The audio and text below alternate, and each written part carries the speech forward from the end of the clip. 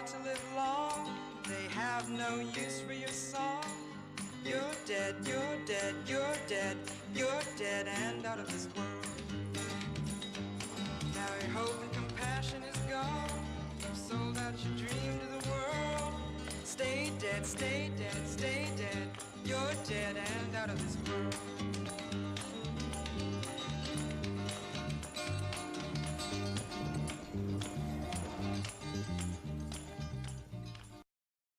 Hello and welcome back, everybody, to the Nerds Who Movie Podcast. As you may have guessed it by the very descriptive title, this is Halloween week. Halloween one. We'll just fucking say Halloween. Halloween works. We're taking a week off. The first weekend, really, in October, we're taking off. So we're going to do this one early. Then we're still going to have, I believe, a solid 4 full episodes in October. This week we are doing. We kind of, I think before, because we're such big horror fans, Halloween was such a hard month because it was like we were just throwing everything at the fucking wall, and it was like we had to eliminate. And now we're getting to the point where we can kind of just go with really what I think our objective, at least in this first week, was like we had that goal of like hit them hard or hit them with great movies. And I think we did that in all three of these. I think Sinister. Mm-hmm.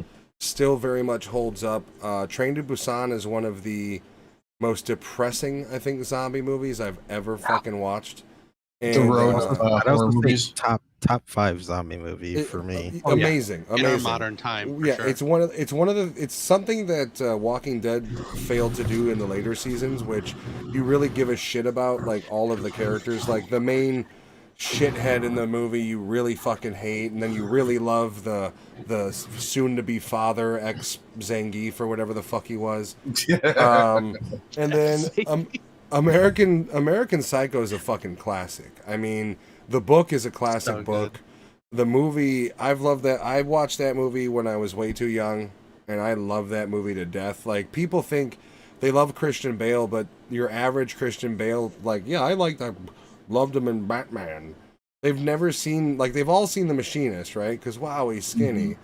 Not all of them. Mm-hmm. I mean, American Psycho is pretty popular. Equilibrium is one of those movies that for him, it's like, he's so that's such an under the radar movie for him. And he got, his accolades became so much bigger after that, like, I understand why it's under the rug. But, like, those two movies are fucking awesome. And they're both early works of his. And it's like, I think we're definitely going to be doing Equilibrium soon. The question is we don't know what to pair it with, because I think we're all kind of itching to do RoboCop again. And I will say this, I did watch a documentary, and thinking about it, when we did our review, maybe we should go a little bit deeper into the politics of it, because that movie is steeped in it. I don't know if we've done... No, I'm sorry. RoboCop we were going to do They Live. I think we were talking about doing Demo Man with Equilibrium. Have we done Judge Dredd? Never. No. That's another really good one. Dredd would pair with Have Demolition we done Man Dredd? Well. No. See, if we haven't done Dredd, then I think you got to do the Dreads, right? Yeah, there's a lot to compare and contrast between those two movies. Yeah, if we haven't done either one of them. Carl Urban is Judge Dredd. You could also put the three of them together, Demolition Man and the Dreads. The Dredd reboot is literally one of the few moments I have in a movie theater where I'm just like completely stoned, and we were watching it in 3D, and it gets to the point where she's in the bathtub and she goes like this, and I was like, there is one other moment in any experience I've ever had that I can think of, and it was once again I went with a buddy to Best Buy, stoned, and we sat down in the Magnolia, and we're at the 4K 3D TV, and we put the glasses on, and they had an aquarium, and I remember sitting there going, damn, they're so real. And then I look over, and Jeremy's like trying to touch it too. I mean, 3D shit was fun for certain people. I think people who just didn't understand 3D, they just weren't stoners in any way. Especially those who are not colorblind. Like, if you go to a movie like in 3D drunk, it's like, fuck, this is a little bit too much. But if you go high, it's like, okay, like they were a little bit, some movies were more tolerable. Some 3D movies were just like, I remember the big controversy used to be like, is it real 3D or is it just an upconvert? My Bloody Valentine was bullshit. I thought that was one of the few that was filmed in 3D. It was, and I watched it, and it didn't fucking. Yeah, but did you watch it at home or in the movies? I didn't go to the theater. No. Because at home they had those stupid paper specs, right? No, I have the 3D Oh, okay, glasses for the and TV. watched it on the yeah. We had a 3D TV, and I mean, they were cool. It's just, you know, you can't hedge the entire. Like, if you can do, like, I mean, now it's like, is a 3D TV cooler? Is getting a fucking VR headset where you can sit in your chair and just zone out cooler? I don't know. VR. I would say VR. Like the new VRs are so crisp. Like they've got the Oculus 3 coming out. You've got the PSVR 2. I think Microsoft's throwing in the leaked files. Apparently they're throwing their hat in the fucking ring. So like, or no, I'm sorry, they're throwing their hat in the ring for a handheld. But like, there is something like you know how we want to do Discord movie nights. Can you imagine if you had 10 fucking people in VR watching the movie at the same time, all immersed in the same way? And you could all have your avatar sitting in there too. Yeah. Well, see, you're actually in a theater. You're in a movie theater. Once again, Microsoft ahead of the game in that. Remember, Avatar used to have theater mode where you would all sit in the movie theater and watch a movie together. Mm-hmm. Yeah, that shit like that. Then PlayStation Home, I think, was it PlayStation Home tried to do that, but that was such a wreck of a software. I don't know if you guys ever had that. That was their like central hub thing they made for where you can do activities, and it didn't last very long. I don't know if it ever made it out. Which is like, crazy beta. because like you would think Sony would have a like ball on that, but Well, see, here's the problem with Sony, and in my opinion, what's this whole thing with them and the acquisition of Bethesda by Microsoft really has unfortunately made them put their cards on the table, and you find out Sony's actually rather fucking weak.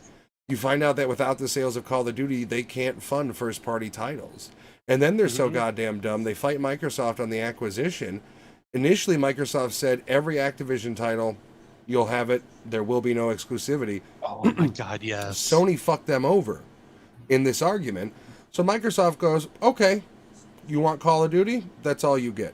So the only game that they have any written non-exclusivity for is the Call of Duty franchise. Like Sony, they were so stupid. Every Sony fanboy's always said PlayStation's got the best exclusives, man, and that's why I don't feel bad for Sony.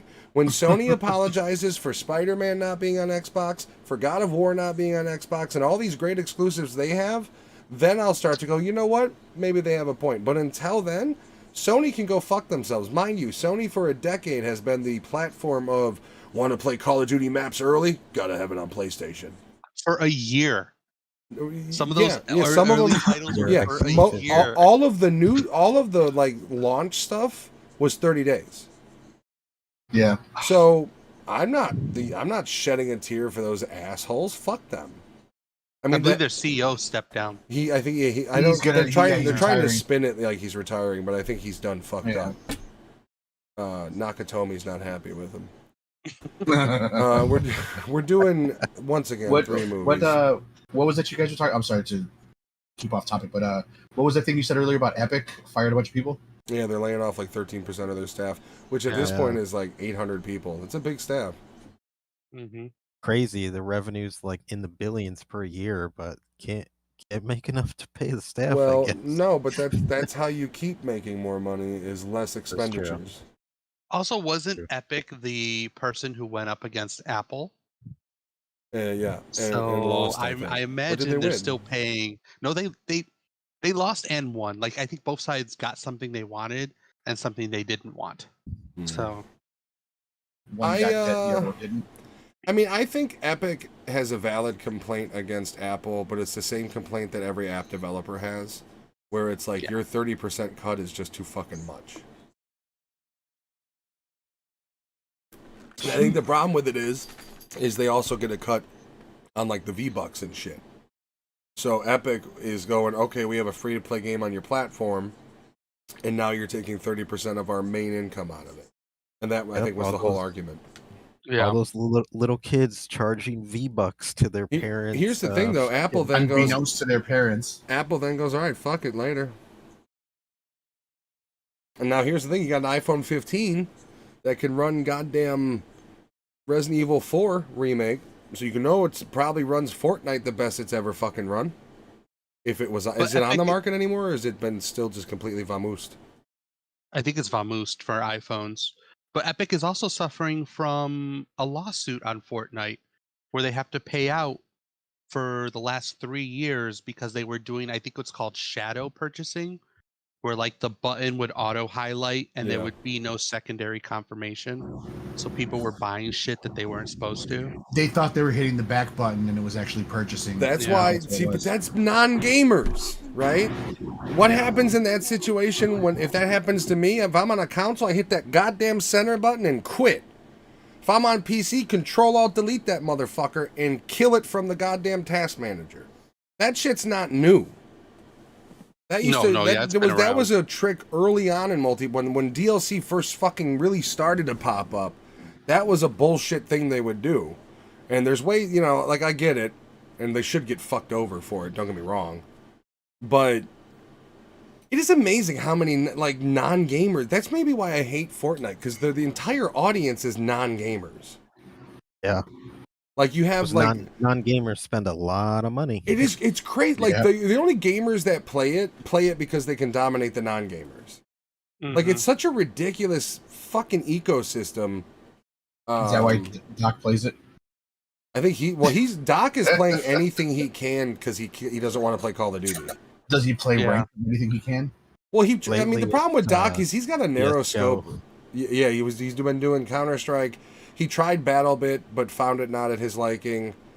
And it's the problem with the Doc is he's got a narrow scope. Yeah. But I think not playing Call of Duty is probably the best thing he's ever done. Oh, it's the be best thing honest with anyone can do. I fucking hate it. Because he's been exploring, and Tim the Tatman has been exploring other games. And it's pretty interesting to see the games that they've been exploring. Or is it the Doc interaction and that they have with the Batman games? Spend so much money gambling on CS:GO crates. Yeah, they It's do. Yeah. Well, but the problem with that is it does bring up the criticisms people have had, where it's like, can you imagine donating money to a millionaire, to a multi-millionaire? Yeah. Like that's the thing is like when you really like, I understand that's his business, but at some point the ridiculousness of you, somebody who makes a fraction of what he makes per year, per month, per week, are donating your hard-earned dollars to a man that is infinitely richer than you are. It is a crazy fucking concept. I mean, there is a fucking point there. But it's not just Doc, it's all major streamers. But there is a valid point of you are donating to any of them. You want to go Nick Merckx, Tim the Tatman, Shroud, any Ninja. You are donating money to a 40 to 45-year-old man who is a multimillionaire, and you make 30 grand a year working for the government. Where is the sense in this? Like, I don't know, man. There is a certain, like, I don't like begging on my fucking stream, so I don't do it. If people donate and subscribe for right now, awesome. If it picks up and it becomes a valid business, sure. But like, it's a wild concept. I'm supposed to subscribe to you for $5 a month when I make this much, and you, because of people like me, make this much? Okay, I guess. You know, you know what I mean? It's I don't know. He got hit with that one, and he fortunately played it off where somebody wrote it in a chat, and he was like, the chat was, how can you justify donating money to a millionaire? And he reads it and he goes, multi-millionaire. He played it off very well, and I think that's probably the funniest way you can handle that. But you got to imagine, even he sat there and he maybe like at the end of the day was like, got a point. He's got a fucking point. Like, because if I was making big, I would every day I would just be like, these fucking people donate. Like, how do you not just sit down at the end of the day and like go eat dinner and go, I can't believe I got $3,000 in donations this week.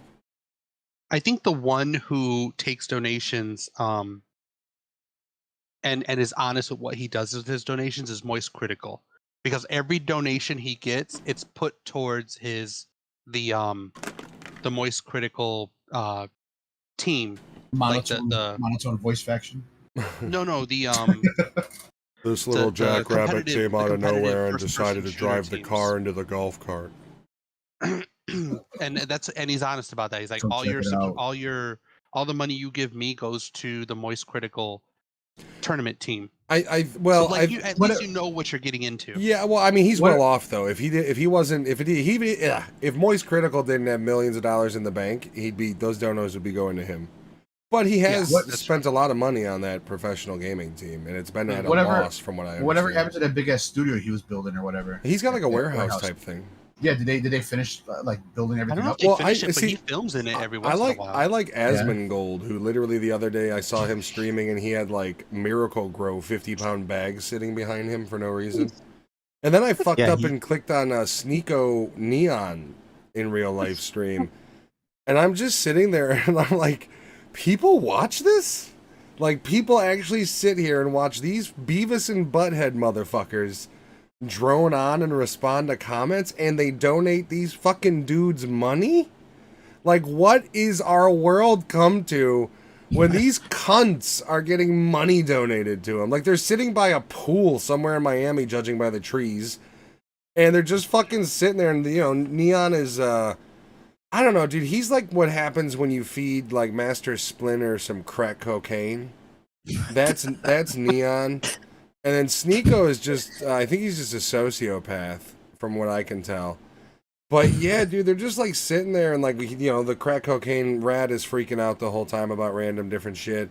And the other one's just sitting there on his phone, and it's like, they're not the worst part about it, though. The worst part about it are the idiots donating and comment. Like, there's literal assholes in there. Just like, yeah, man, I gotta do this super chat so you can fucking see it up there, man. How is that not addiction? Like, how is it not addiction to have to be in that stream making sure these random faceless fucks see your comment? It's crazy. Yeah, that's weird. That is weird. But it's no different than donating a large amount to the doc. Same thing. On that. On that note, bye, everybody. No, I'm joking. So it is Halloween month. I haven't watched many horror movies. These three are probably the first three horror movies I've watched in a while, because there was a downslope. I think the last one, I don't know what the last one I watched was, but I run through all the ones that appealed to me in Shudder. Have you guys been watching anything else right now beyond jumping into these three? Most weeks I think will be three, unless they're like a specifically long movie. This week I didn't do anything except for run around and help out with my family and stuff. So no, I haven't watched anything but these three. I'm trying to think what we've been watching. Peaky Um, Blinders! I yeah. heard the echo too. I have been watching. Well, I restarted the Castlevania anime because the new one, Nocturne. Because what else is are you out. going to jerk off to, right? Yeah, and I've been I've had stuff on the TV every night, but I keep playing this fucking game called Vampire Survivors. So, dude, I need to stop playing it. Like my It's so Switch is much right- fun. we're recording and my Switch is right there, and I don't need it to be right there. I've thrown stuff on in the background and I've been playing that. But I was super excited that we chose these three movies because they are three movies. Sinister I just rewatched, but American Psycho and Train to Busan I haven't seen in a while. And like Matt said, like the last couple of years we were always like setting up like we gotta make sure we get this, we gotta make sure we get that. That we somehow there's good movies that we just We didn't, didn't fit in. we didn't even consider them like a movie like American Psycho. We never did because we were so full of like horror movies. We never even considered fitting it in. We always said we would do it later. Nikki has watched The Conjuring, Annabelle, and the Nun series. I have never seen the Nun series. Or was she recommending them in order? She might have You know what's just- you know what's funny is the Cursa La Llorona was part of that series, and then they just canon that it's not. So anytime you see a bundle or a box set, that movie is not part of it, which is If makes it's in there. That's shitty. Dude, Train to Busan, and we'll go into that. That'll be our second movie, I think, right? Or third. Well, either way. That movie is legitimately one of the few zombie It like is. anything to make me feel like When shit. When I was watching it, I was thinking about this is the road of fucking zombie movies because the road is really depressing too. Yeah, it's a good equivalency. So Sinister. I really like this movie still. I think. Oh, I'm sorry. Did we wrap? The wife and I basically, when we're not watching, she's watching fucking Gilmore Girls.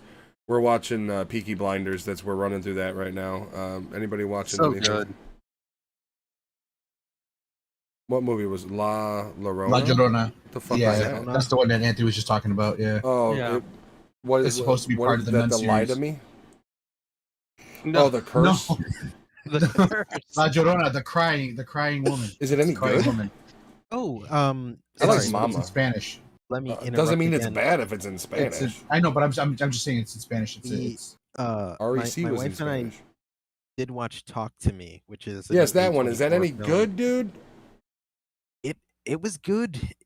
It was good in a sense that it was also very like it's not an American horror movie. It's an Australian. Are they Australian? The They're- Felipe brothers, whatever that's the either fuck. is that that the or one with the New monkey's paw? Zealanders. Is that the one with the monkey's paw? It's not a monkey's paw, but it's a Yeah. it's a hand. Yeah. Nikki did Yeah, not it's- like the curse. Curse. Yeah, the La Llorona, whatever the fuck it's called. the crying woman. Yeah. no, but Whatever that garbage ass shit is. Don't give a shit.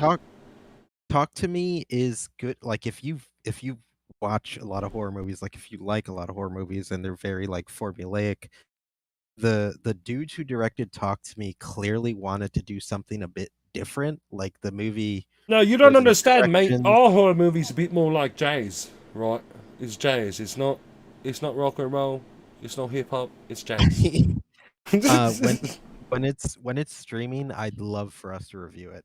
It was really good. I do want to watch it. I have interest in it. But nowadays I avoid the fuck out of trailers. Like if I see like a glimpse of it, I go, okay, I'm interested or not. And like I just don't. Trailers give away way too much, so I avoid them like the fucking plague. Because there's nothing worse than watching a movie and realizing like a pivotal scene you saw in the trailer, and you were like, it's just like, Oh, dude, and motherfuckers. that's horror movie trailers too. Yeah, Yeah. they're Well, here's terrible. half the movie. I will be But, working on so I haven't done a trailer remix in a while, and I think it's confirmed I'll be doing for at some point this month. I'll get it done. Now here's the thing: I am filming next week the finale of what is now going to be the trilogy of the him, her, and I think we're going to call this one them, or I got to figure it out, but I think we're going to stick to the one word. Difference is this one's going to be cinematic. We're going to get away from the found footage format, and I've got a lot of shots that I've got in my head that are doable, I think. The limitations on this one are going to be just the fact that I'm an independent guerrilla filmmaker, basically. Are you planning on showing that the end of October? It's going to If it's depend on finished. how quickly I can get it done. Like I said, we're filming it next week. Now, one of the things that is going to help with filming it more of a cinematic way is the shots I should be able just to kind of take and fit in, where the other way was a lot of we just filmed, sort of certain things. And there was a lot of footage to go through. This one, I mean, it's very ambitious in my head, which is providing a healthy amount of anxiety. Because I'm literally in my Amazon cart. I have a magnetic GoPro thing to secure to the car for certain shots.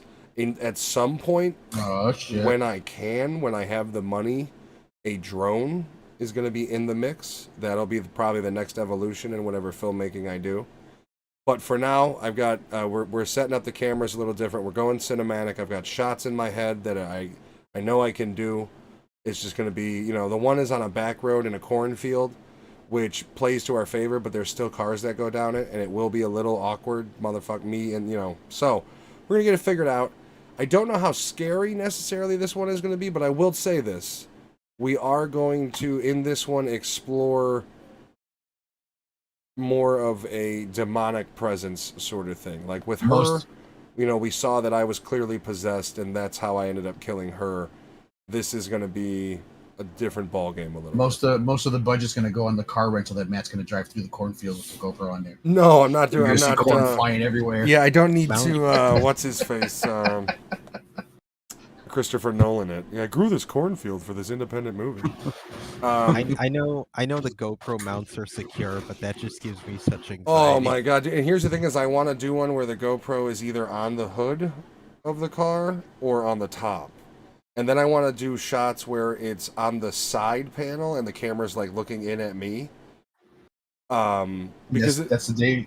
Well, that's okay. So essentially, you guys have seen him and her. Yeah. My story in those ended with me in the car, blackout. Oh shit. The beginning of this film is I wake up. And the shot I have, and the one of the biggest differences about this film is going to be the use of natural actual lighting. The first films are very dark. This film is A, going to be a big thing as cinematic, and B, there's going to be it's going to be in the daytime mainly. We're not going to use darkness as a horror device anymore. Mm-hmm. And the first shot I have in my head is me waking up in the car, waking up to the Nerditude FM radio, which I have to record some stuff for, which is going to be me doing like DJ skits and then adding in my music. And then it's going to be me waking up in the car. I have shots in my head of like distant shots down the road where it's just the car in the middle of the roadway, like just off to the side. Like I said, this one's very ambitious. If I had other people that had a vehicle, I'm not even joking, there would be a shot in this movie of me driving and them driving parallel so you can get like the cornfields in the back going. I can't because I don't have secondary, but that's why there's a lot of shots that I can't do. If I had a drone, there'd be some other cool stuff we could do, but that'll be later on. But yeah, a little bit of a preview. That I'm hoping to get it done by the end of October. That would be actually really awesome. And at the same time, I'm going to remix the Crow trailer into a fucking... I think I'm going to try for family comedy. I think what I'm going for is family comedy, yeah. See if The Crow babysitter. There's enough laughter from characters in that movie, and then I can splice in other scenes too. But yeah, well, so two awesome, hopefully upcoming projects. There is going to be two versions of the third film. I've officially decided there is going to be a copyright-free version, and then between people within the circle, you can, if you're part of the Discord, stuff, and you're a fan, stuff like that, you can you can request a leak of the. It's going to be full of copyrighted music. It's going to be. You can call it the bootleg. It'll be it'll be a soundtracked movie, and then eventually, I will be filming Grindhouse-style trailers and putting all three of them together as a triple run, since they're all about 10 to 15 minutes long. Then it'll become an actual feature length. Yeah, it'll get nominated for nothing. Oh, my alarms! Damn you! Should have never drank that snake venom. Yes. The movie that actually matters that we're here to talk about, Sinister and others. I do love the found footage meets traditional style film in this movie. I think that's the strongest element in this movie, really. Ethan Hawke's, I mean, how did he become the fucking, like, horror movie dad? Like, you have Patrick, what's-his-face, that moved into he's Ed. I don't even know his real name anymore. He's just fucking Ed from Ed and Lorraine. From Conjuring? Yeah, he took over that whole entire universe, and then Ethan Hawke saw, like, an opening and was like, turn. He also plays the brother in Aquaman, right? Out of all the movies he's in, you pull Aquaman. Well, that's one he's most recently in that everybody's going to know. No, he literally just released Insidious Red Door or whatever the fuck it's called that he's in. They've got Aquaman fucking 3 coming out. Well, it would be Aquaman 2, but there's not even a real trailer released yet. Yeah. It's a teaser. What about his magnum opus, Moonfall? Uh-huh. Dude, I love Moonfall. Dude, Moonfall's a pretty fun movie. It's not amazing, but it's fun. Yeah, but he had the like horror movie dad kind of image for a while.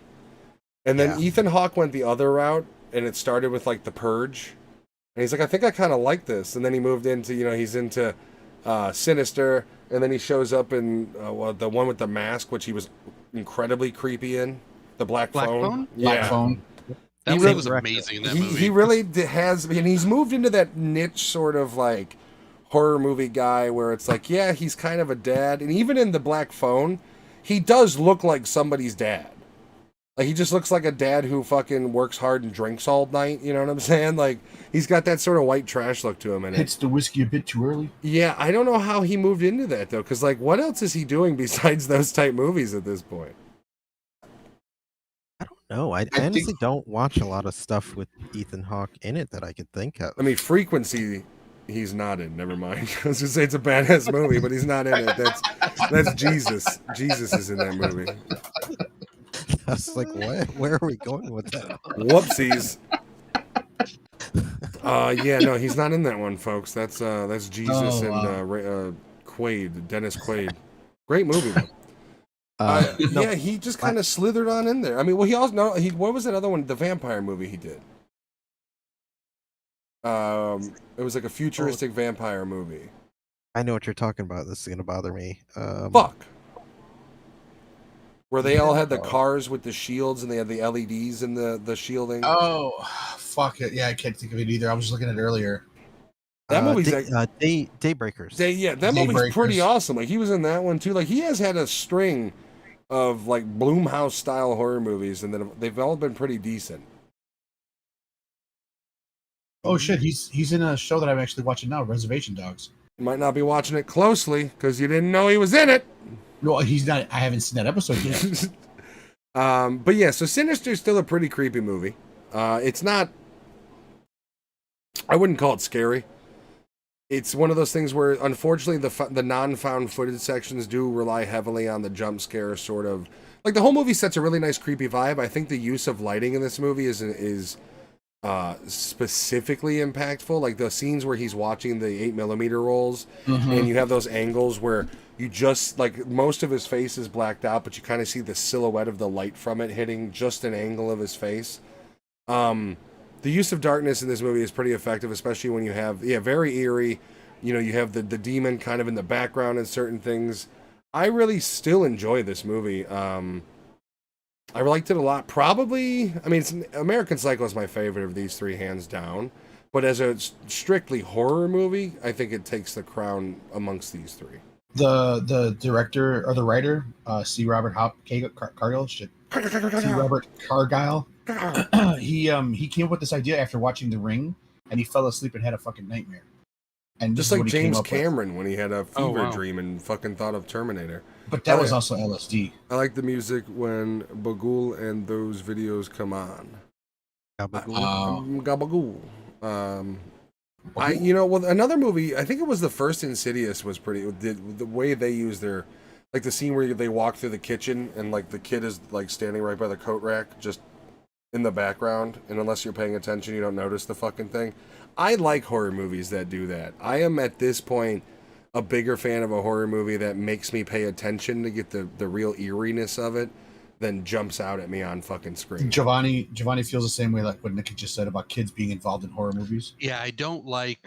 This was a good movie, but it actually creeps me out when kids are The night the tears. evil thing. The Yeah. night tears. And the Like thing is, the scene that was really creepy in this one, and but also beautifully shot. The cardboard was- box when he's like all when he's- Ringu no. in there. When he's walking through the house and the ghost kids are popping out around him, but they're making no sound. mhm. Like it's creepy, but it's beautifully shot. weren't the way they it's done. going like this too as they were popping out, or was that like later on? No, that was later on. Because they did it a couple times. To They the did it a couple live times where kid. they kept- where they You, went al- like that. you also have some classic style horror shots, like when he goes into the backyard because he hears movement, and in the one shot behind him is like the 5 family members with burlap sacks over their head. That is a very old school style horror shot in a movie, and it's those sort of scenes are Or the best in this the movie. dog is barking at what's behind him, and he's like, "Oh, what are you doing?" He's He telling the thinks dog. it's him. And Yeah, yeah, it's not. the dog's actually barking at him, something behind him, and he doesn't see it. Yeah, Like, yeah. I agree with Matt. I just because I love horror movies. I like horror movies that make you pay attention or give you an eerie sense rather than like the like, oh, jump scare, jump scare, jump scare. I don't I think this movie does a good job with having scary elements that isn't like a lot of new, like even the later Insidious movies. It's like there's cool background shit, but it's like it's AAA horror. It's like we're There- getting you for the jump scares. There's 2 movies, both coincidentally starring John Cusack, that I would love to review, and that is 1408 Entity. and Identity. We should try to fit them in this month, because those are both awesomely creepy, but not necessarily scary movies. Right. Identity is a bit more of a mystery flick, but it's centered around horror. we do 1408, I won't shut the fuck up about Stephen King. Oh, dude, Lewis is non-political, but Stephen King is going to turn him into a pro-Trumper. Like, if he has to read about Trump one more fucking time in a book, he's going to be like... Lewis is going to come on the show one day in full MAGA gear just because he's fucking tired of it. There are two things Stephen King writes about nonstop: Trump and blue chambray work shirts. Every character he writes has a blue chambray work shirt. Really stupid. At some point in the story, somebody has it. Yeah. Well, the Writers I'll Guild have is to- back, so he can get back to writing shitty screenplays that get adapted I'll into have shitty to. movies. I'll have to ask my kid. She started a Dreamcatcher. I'll have to ask if that's in there. That's a good movie. Wait, who? Dreamcatcher is a great The book? movie. My kid, yeah, started the Dreamcatcher, the book. Who? Emmy or My Lindsay? kid, your my child, youngest, Emmy. Rose. She chose the worst Stephen King book. She was looking through there. She saw Dreamcatcher. She read Why the back did of it. she not ask me? I would Well, recommend Running Man I over only have about seven. Dreamcatcher. I only have about 7 books from Stephen King. So. Dreamcatcher. Stephen King thought of that book because he thought of aliens getting up through your asshole. She chose Ah. the worst book. Okay. She chose the worst. Hey, that is a movie Well, we will be reviewing later in this she- month, Slither. She chose it, but she hasn't started reading it. So I'll see. I'll see what happens. No, I will give her better recommendations. What were you guys' thoughts watching this one? Because nowadays I'm very very dialed out of the AAA or whatever they consider AAA mainstream horror movies at this point. I watch a lot of indie horror movies, and like you know me, I don't get scared by any. Like I watch these movies by myself at 1 a.m. It doesn't matter to me. But if a movie has a nice, creepy atmosphere and vibe, is really what I'm looking for. And I think Sinister, on top of everything else, nails it incredibly. Because the writing isn't exceptionally smart. It just isn't. You have the annoying cop that is reminiscent of the annoying cop in Twin Peaks, Alan Wake, that sort of thing. You know, that guy meant well. I like So-so. I like his character quite a bit. So-and-so? Yeah, I like his character quite a Or bit. Jeopardy. But the writing isn't the strong suit of this movie. It really is the atmosphere that the filmmaker himself builds. Normally, I don't like kids acting in it, and these kids are actually the ones that did. A lot of them didn't have dialogue, but the ones that did, they were actually pretty good in what they were doing. Well, what needs to be said, though, is the biggest hole in the entire fucking movie, right? And what sane human being would move into a house that happens to contain a box murder full of fucking 8 house. millimeters of different families in different houses being brutally murdered and not go, we need to not be, oh, what's that? My kid's in the woods having a night terror? Okay, that's normal. Like, how many red flags do you need before you return it on Zillow? How shitty of a fucking father does somebody have to be?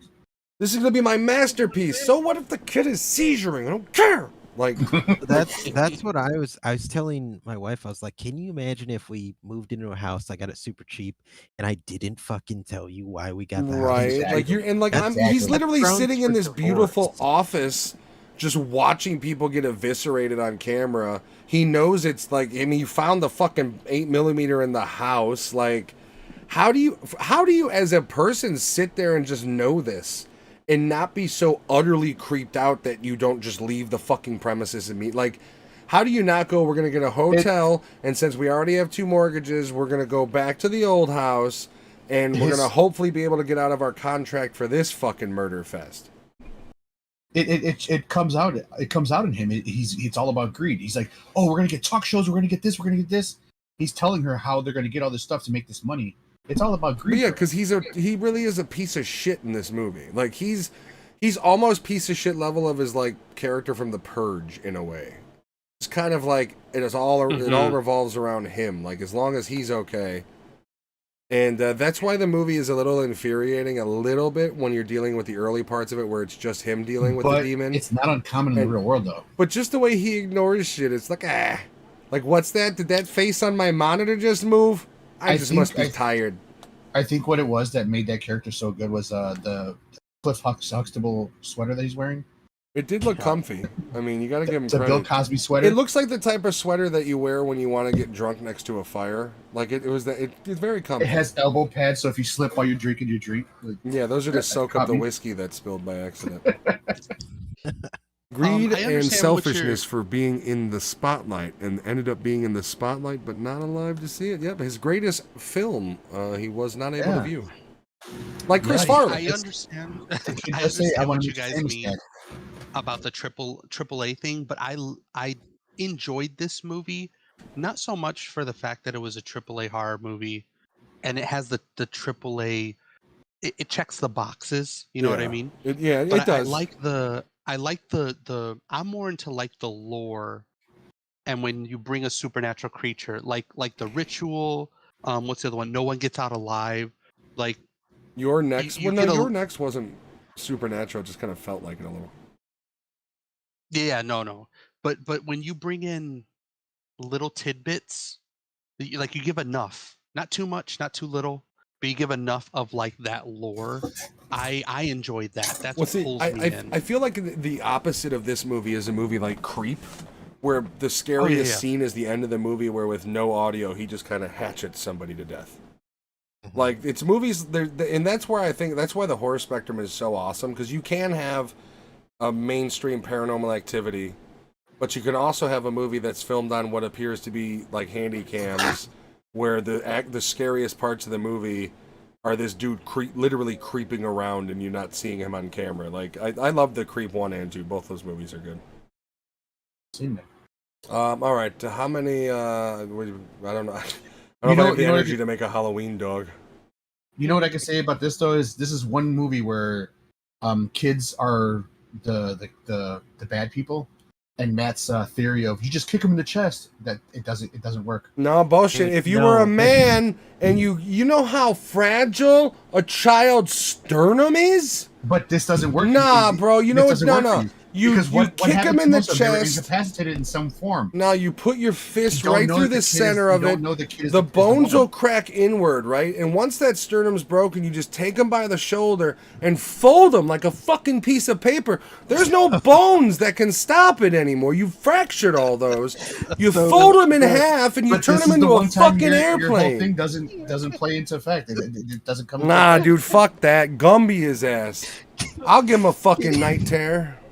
Can you imagine you're walking into like a new daycare, first day bringing your kid there, and you overhear Matt, one of the people talking, and then he's like, "Oh hi." It's literally, I think I'm outside in the back talking to a coworker, just chain smoking.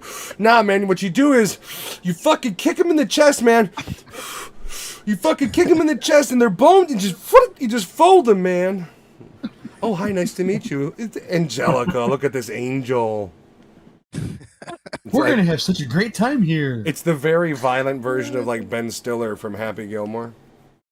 No, so it's funny that you say that because the first scene where you see that his kid is sleepwalking and he like gets out of the box backwards. Yeah, I just pictured Matt just running and just fucking punching him. No, but here's the thing: it doesn't even need to be that dramatic. Like, oh, he's out of the. What is that? Icy fingers. Stomp on those fucking fingers. Like, it's as simple as that. You don't even need to do mass damage. If he's got his fingers all on the ground, bent backwards and double jointed and shit, you start breaking some fucking thumbs. He's just having a night terror, and you're fucking. Yeah, because it's normal to have a night terror like the chick from The Ring in a fucking cardboard box. No, you step on his fucking fingers, and then if he tries to grab you, they're all useless and numb because you've broken the bones inside of him. That's when you give him the Spartan kick to the chest as he's laying down on the ground. He's got hot dog fingers, like everything all at once. And when he's laying on the ground, you give him another stomp to the chest to make sure all the bones are fractured, which is important. You want to be able to fold him like he's one of the characters from Blade 2 CGI. That's what you're looking for. And that's, So it's as simple as that, how to defeat an evil child. When I first saw that scene and I saw it, like, because it focuses on the box and you do see the fingers first. Like, it doesn't come out right away. I paused it and I couldn't stop laughing because I was like, because it's from the perspective of the father. So you don't see the father in the shot. He's looking down the hallway. There's a box. I'm like, what happens if just like you hear gunshots and just holes in the box? Well, okay, that brings me to my. So the father's just standing there with a gun. That brings me to my next point, right? We move into this new house. Do you really think I'm the type of guy that's gonna go explore my backyard at 1 a.m. while I'm half drunk without a firearm on me? I'm living in the woods. There could be a fucking animal that jumps out at me. Dude, I don't. If I'm in that house, exactly, knowing everything he knows, I don't walk around anywhere in the house unarmed. At some point, I'll get a fucking Ghostbusters pack, but for right now, it's gonna be a fucking 9mm. Like, fuck that. Like, I don't care if it's the neighbor's cat or a demon. I've got 15 plus 1, and I'm unloaded. There's an explosion in Matt's garage. He's trying to build a proton pack. Fucking right. Nobody told me nuclear energy was so volatile. The Just fuck did you get drunk nukes? The worst gun foo ever. My proton pack, it would blow up immediately, and my back would just be on fire, and I would be running around the backyard, getting 3rd-degree burns. It would launch you up in the air. remember the old Cobra Commander giant backpack? It would be that, but on fire, flying as I crash into a billboard. Fuck kids in horror movies, dude. Step on them. They're nothing. They're fucking Chucky. How is Chucky scary? He's nothing. He's a literal doll. Step on him. You could totally clip from this episode and make post a video tutorial on how to get rid of an evil kid, and it's just Matt. Come on down to Nerditude Kwando. I'm going to teach you the ultimate sternum crunch. The biggest step you got to remember is pick them up. Now remember, you're expecting them to be between the ages of 8 and 12, so pick them up and fold. That's definitely a murder charge. What is it? Deflect and walk away from Napoleon Dynamite. Yeah, deflect, walk away. It just keeps doing that stupid. Rex Kwando. Okay. Halloween hot dog. It's gonna be fruit roll up as the outer bun, filled with candy corn, Jolly Ranchers. So when you bite into it, it may break your teeth. It'll break your teeth, yeah. And or stick them together for a little bit. Oh God, let's just go with the old lady peanut butter candies that aren't hard candies, but are kind of hard candies until you melt them in your mouth. Cowtails are delicious. Cowtails are the nectar of Wilford Brimley. It's the worst. It's literally just fucking sugar, bro. It is amazing how much stuff is allowed to be sold in this fucking country that is just pure evil. Like, we won't even talk about alcohol. I'm talking about the fact the center to taste so good too from the Cowtails. Dude, whole milk has 12 grams of sugar per cup. How? Picture Wilford Brimley in a bathtub of Cowtails, just like naked. And he's not even using his hands. He's just like biting them off his side and chewing them. He's like the South Park character, Captain Diabetes. He only gets his true strength when he's got a sugar level above 400. He's like the rhino. You're never going to stop me. Why is Wilford Brimley talking with a Russian accent? Oh, he's the rhino when he eats a fucking Snickers. I don't know. Eat a Snickers, Wilford. He bites it. He's back to normal. You should get your insulin checked. All right. Four shitty Halloween dogs that hurt you out of 5. 4 for you. I'll go 2. 4 for me. I liked how everything was done especially with the kid actors. Like I said, I hate kids in movies, and they were actually pretty good. Sternum crunch. Something that nobody knows is Vincent D'Onofrio was considered for the role of fucking Knuckles in Commando, Suburban Commando. Oh wait, did I just have a stroke, or is that? And he's in this movie. D'Onofrio? Oh, that's right, he is. He's the occultist guy, isn't he? Yeah. So if you're smelling toast, then you are having a stroke. But yeah, but you just went from D'Onofrio to Suburban Commando, and the connective tissue just didn't. The electrons didn't fire up or something. Because we didn't talk about D'Onofrio's character in this at all. I was hoping to get to there, but the neutron just didn't. It didn't make that connection for me. I'm like, what the fuck is going on? I just find that really fucking crazy that he was up for fucking Knuckles in that movie, Suburban Commando. Who was Knuckles? Knuckles wasn't that the fucking helmet dude? Wasn't that the main villain? Yeah, wasn't it him? Oh God, I don't know. Dude, that movie is a movie where it's best not to remember character names. Major plot points. Really, can anything you imagine about Vincent D'Onofrio, next to fucking Hulk Hogan doing because then his career wouldn't have gone anywhere. He wouldn't have got. He'd have been like Full Metal Jacket was great, but we don't know what to use. I mean, you want to do an episode of whatever Thunder show Hulk Hogan was on in the 90s? The fucking beach movie.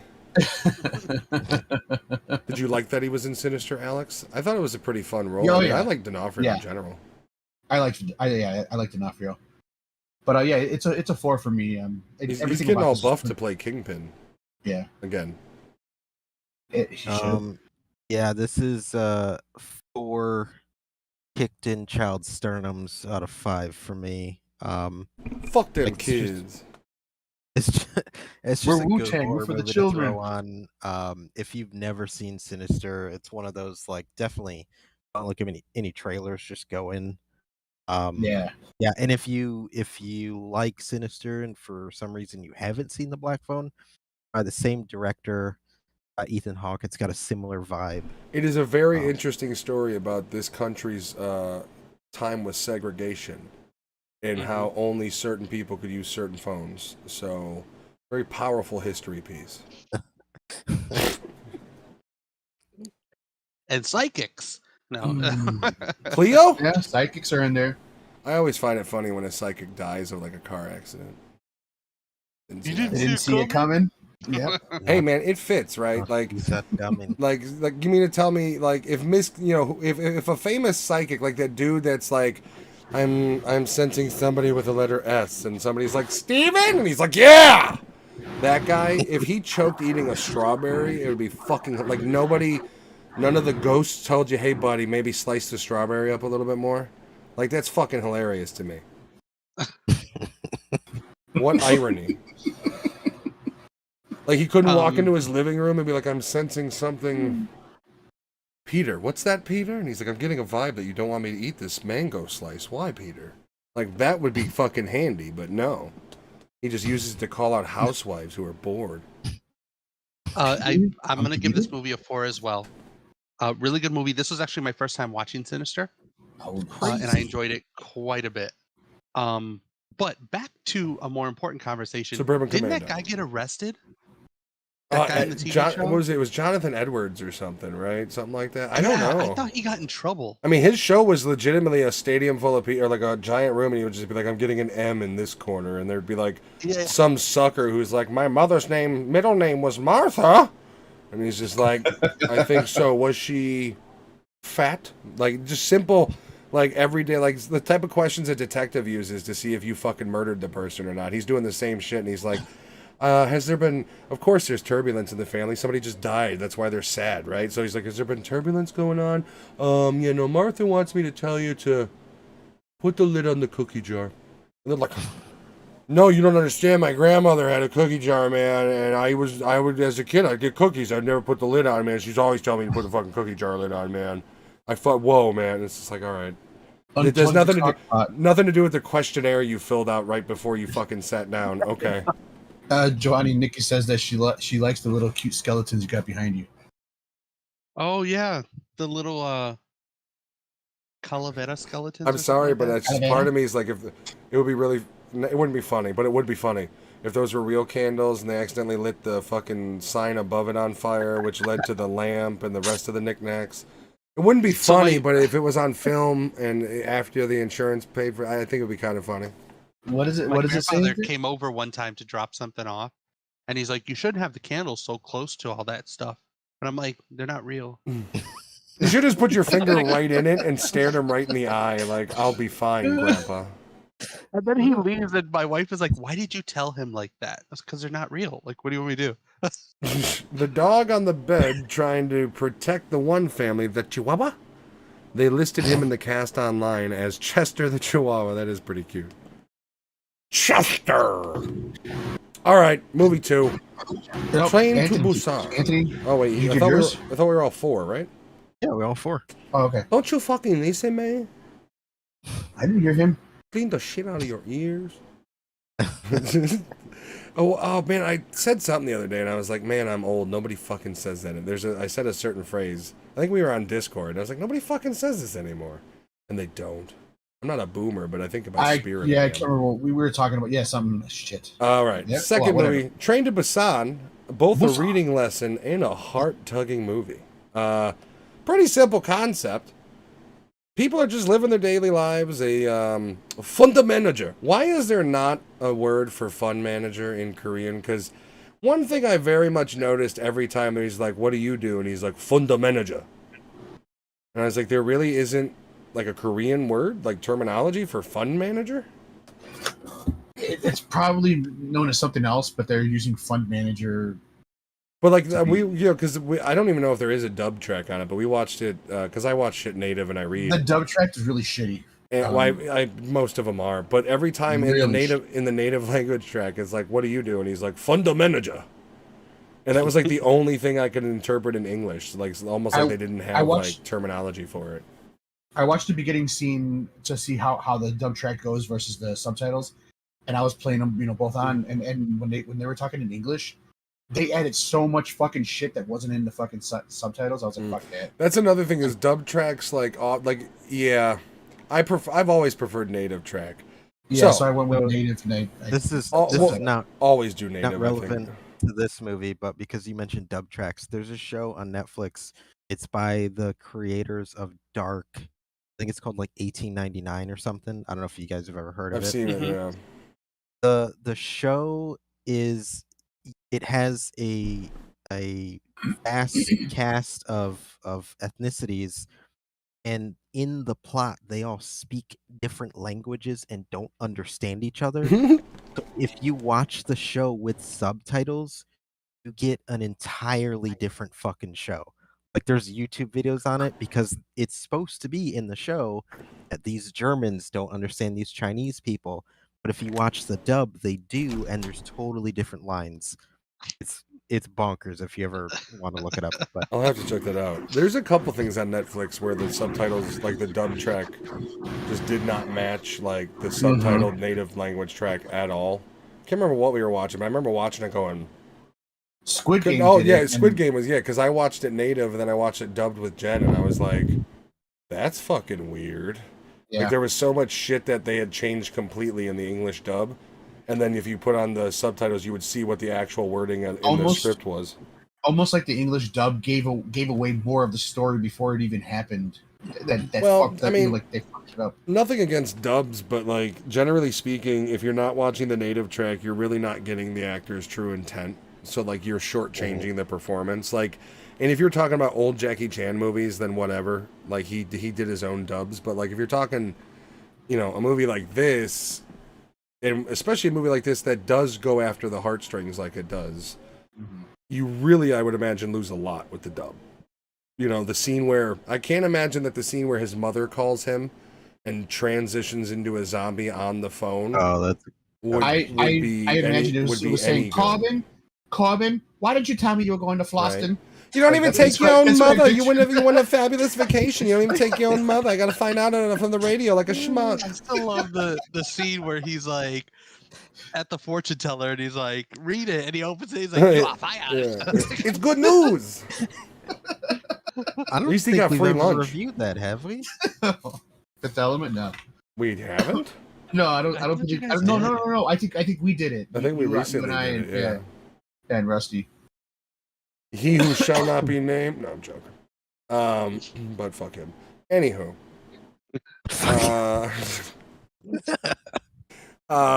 Yeah, no. So this movie, like, I looked over at Jen when we were done, and she just had this look of like she liked the movie, but it was such a depressing ending. Like we ran through Walking Dead, and I don't think there's a single moment in Walking Dead that was ever as impactful. Like as any of the scenes in this, maybe Shane getting, I don't know, but like maybe something earlier on, but yeah, no, just the way this movie hits. Not even Carl? Nah, dude, there was no emotion. I don't know. Carl for me was like, fuck him, bro. At that point, Coral. Fuck Coral. Fuck this Coral. Guy. You one-eyed prick. My watch is broken. This movie, however, for one thing, it does the zombie build up pretty incredibly. It just starts off where he's having a shitty day. His daughter lives with him. Circumstances unknown. He's separated from the wife. She wants to go see the wife. Gets He's on a it. Shitty dad. I think that's a discussion because yes, he's a shitty dad, but he is working he's working his fingers to the bone as far as he's putting in a lot of hours.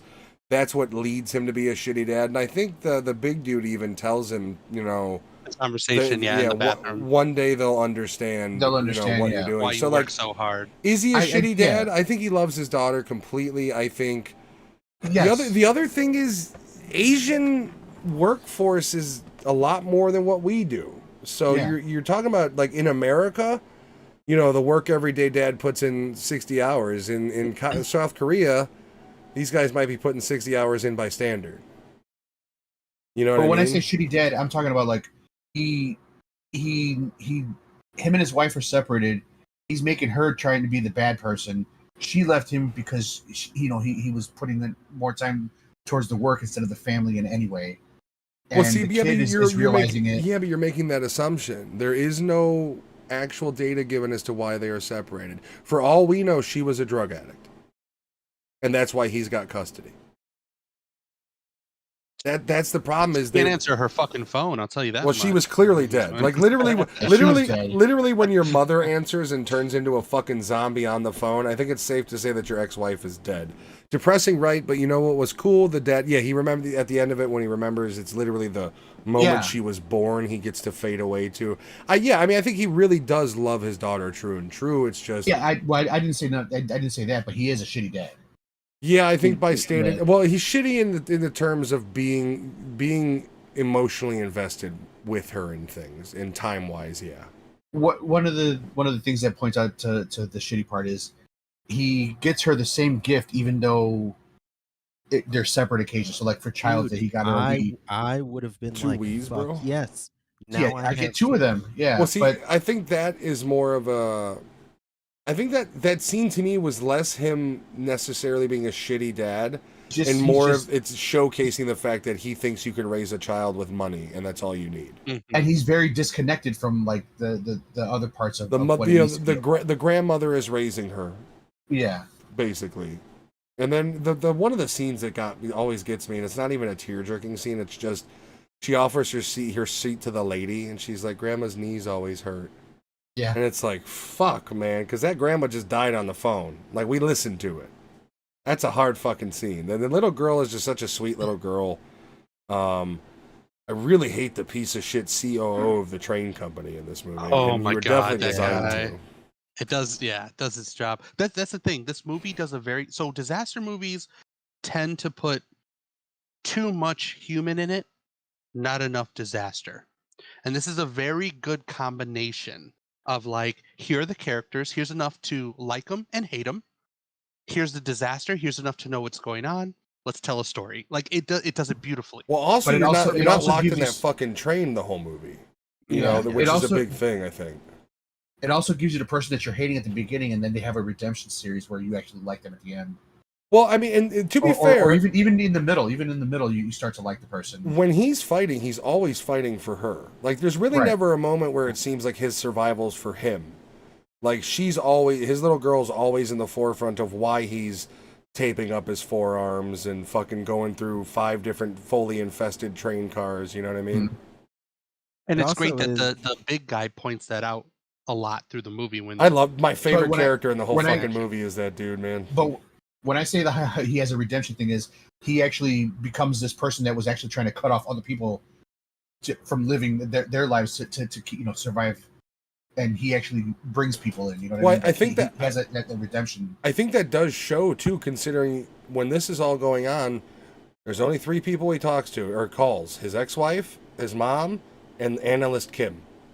Mhm. Yeah. So that shows you that literally the world is going to hell in a handbag, and you have no one to call, and you virtually have no one to call you, except the analyst in your company who is at a wreck right now because, oopsies, your company spread this virus. Yeah, Mhm. Or at least you have controlling interest. or the company whatever. the company you were going to buy is doing it. Yeah, the IPO, you just whatever. Yeah, It is a unique zombie movie to me in that, like, when I think of zombie movies, I think of like, when I see the carnage, I want it to be gory. And this is a zombie movie that as soon as you start it, you're like, I want to see the zombies, but I hope these fucking people make it through. Like, Yeah. Yeah, and I will say the zombies in this movie are very reminiscent and animalistic of the ones in World War Z, where they just kind of Yes. topple over. And dude, Mhm. Yes. the one scene where the train car is like full of them, and then all of a sudden, like they just start piling 21 more days, and more, 28 and days. that is 28 weeks and days. We really do need to review those back to back. Those I've been really wanting to watch them, so I bought them recently. Those are fucking classics, both of them. I actually just watched them the other day They're in awesome. one night. They're really good. My favorite scene from the first one is still the eye gouge at the end. And it's not just because of the violence. Like that scene is literally the epitome of you put a normal man in these circumstances, you made him act like an animal to defend himself, and this is the man, not a zombie, fully embracing his animalistic side for survival. And that is literally, he woke up in a hospital, normal English bloke, and by the end of the movie, he's literally ripping the eyes out of fucking soldiers. Like, it is an incredible character study. Almost scarier than the infected, seeing like a normal dude Yeah. brought to Like, that's the thing is, what's scarier, a zombie or a dude that's coming up to you that just murdered 4 people and he's not a fucking zombie? Like, the cognizance of a fucking human person that can do that damage is way scarier than a fucking zombie. A zombie's mindless. That human, methodical at that point. But back to Train to Busan. I love how you're on the train, then you're off the train, then you're back on the train, then you're off the train. It's enough of not being locked in the train only. Like you get a good portion of it, but then when you get to the other towns and the visceral fucking attacks, I love this movie. Have any of you guys seen the prequel or the sequel to this? The sequel, I which didn't know there was a sequel. This is my first time watching this. The Peninsula is not nearly as good. It's not really anything like Train, to be honest with you. So it may still be on Shudder, but there's a short animated sequel. I think it's called Soul Station or something. That's pretty good. But I've never seen. Sorry, a prequel. Peninsula, I believe, is on the Vudu. It's worth a watch, but with Train to Busan being immediately in my mind put into one of the top zombie movies of all time, the Peninsula isn't great comparably at all. I think that during the whole thing he realized that he should. Yeah, exactly. Haven't seen any. Have you? Yeah, there is the Peninsula, which I thought is a sequel as well, a live action sequel. Then there's the animated one. Watch the Peninsula. It's just the problem is, don't go into the Peninsula thinking it's another Train to Busan. It's a much slower, more calculated movie. And it's also less about it's kind of where Walking Dead goes, where it becomes less about the actual zombies and more about just the breakdown of modern society and everything.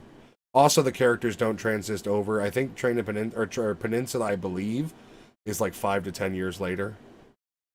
Oh wow! Okay. One of the most heartbreaking scenes of this movie is the little girl at the end singing in the tunnel. Yeah. And they do that close-up scene and she's just with tears down her face, just singing her little heart out. Because of what she said earlier, that she practiced that song for her dad and she couldn't finish it because he wasn't there in the audience. And then the saddest part is she doesn't even have a mother to go to, so it's just this poor pregnant lady who lost her fucking husband, which is the best character in the movie. The fact that he is just fucking fist fighting zombies. Can you get more badass?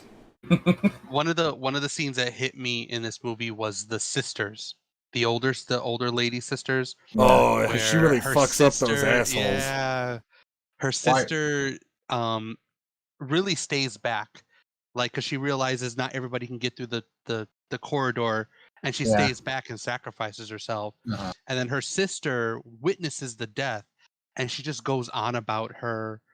And then, man, the payback is just chef's kiss. She wants to pay back all the people that are with her. Yeah, that was really well done. She sacrificed herself for them in this. Yeah. So with the asshole at the end, that he's transitioning but still somewhat cognizant. Did anyone else take that as the director saying this is what maybe we can consider evolution? Like, is this the beginning signs of this guy up until the point he goes 100% rabid is blind, veins popping, but he still can speak, he can still think, he's scared. Is that the director going, this is where we're going to go with him, or is it just like an extended scene for the shits of it? He lives with his mom still? It could be something like that. I took it as this is not natural, we're focusing on this is the next stage. Yeah, like how is he talking right now, yet he's full swing into the transition. And eventually the animalistic part of it takes over, but I did find it interesting that they chose to show a side of the infection where this dude's got every sign, but he's literally talking about how he's scared right now. And he thinks he's just, he's just not feeling well. They show a little bit of that throughout the movie too.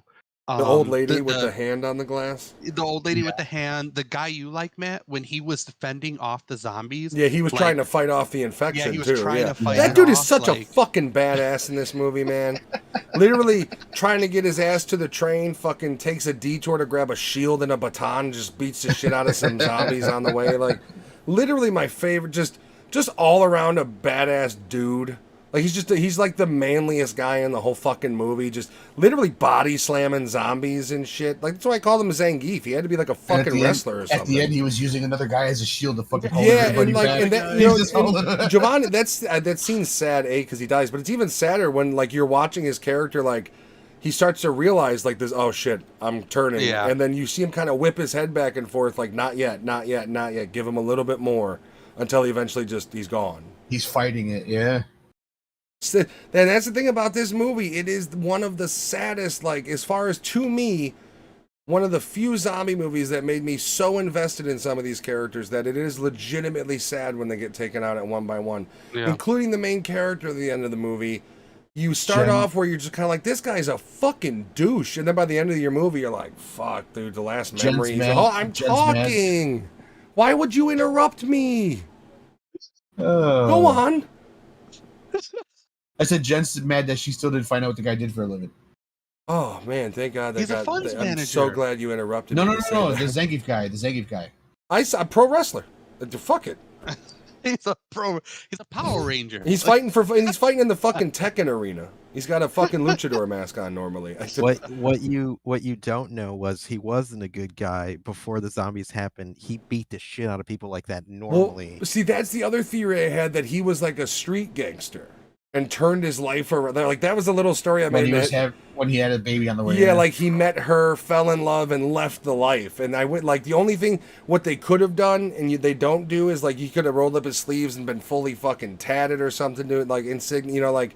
But that was my fucking tattoos. Yeah, my whole thing was like, oh shit, what if Like, this this is dude was a correct. fucking South Korean gangster enforcer and cleaned up his fucking life? Like that's another cool. There's so much you don't know about any of these characters, and I think a big part of that is because they already developed such a connection to each other, and you develop a connection to them that. It I didn't mean, how matter. much are you gonna pile on? You know, like, are you gonna show me a flashback of a Happy, like when they first found out she was pregnant, to really make me fucking sad? Like, how much are they gonna add?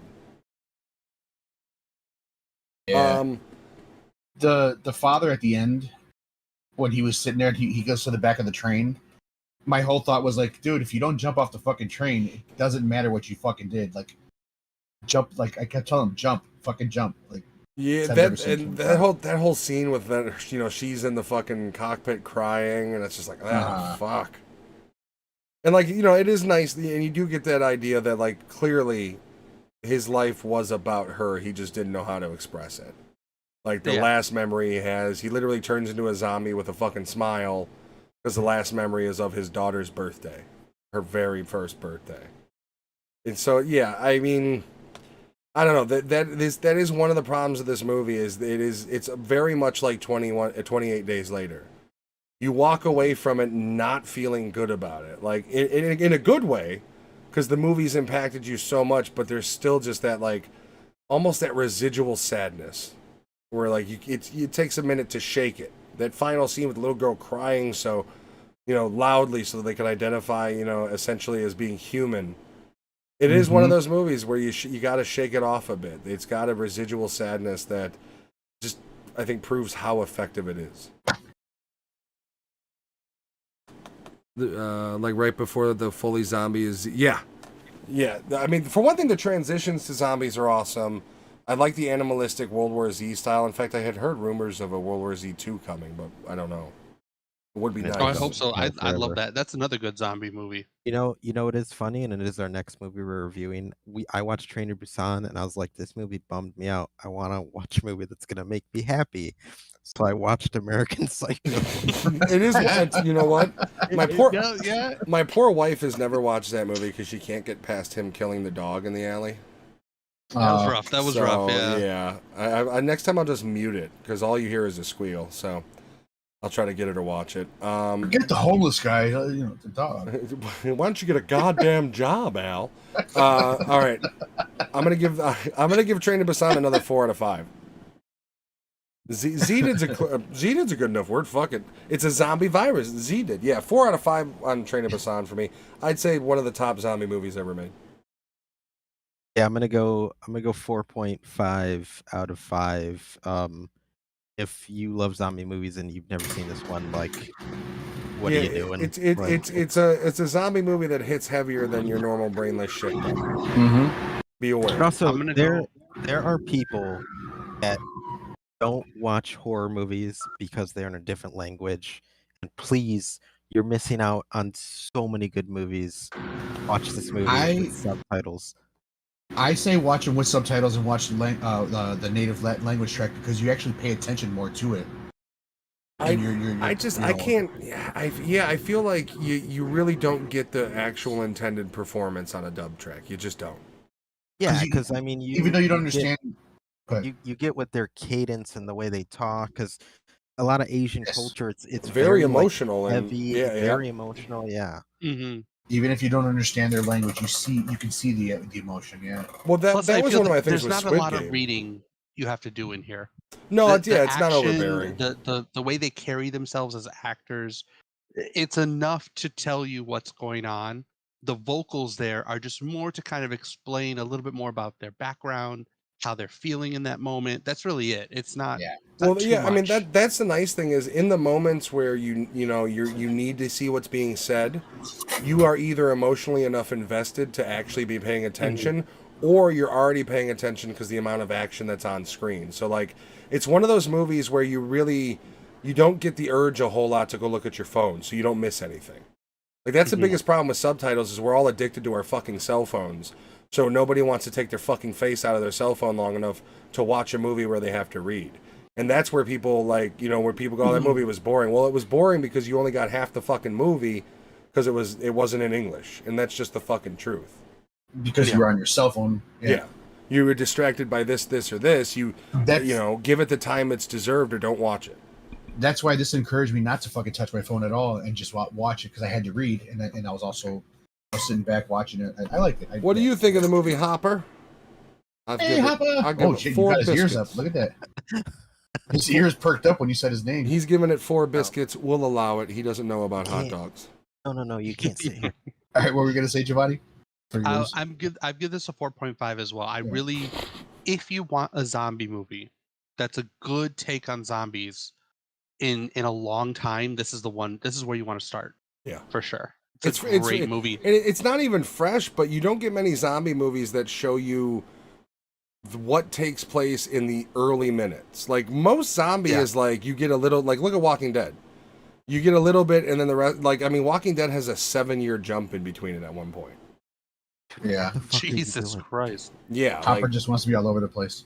So I do appreciate you. You are literally almost watching a zombie apocalypse take place in real time, which I think is a pretty neat concept. 4 out of 5. Lewis, did you say 4 out of 5 or 4.5? 4.5. Alex, have you given yours yet?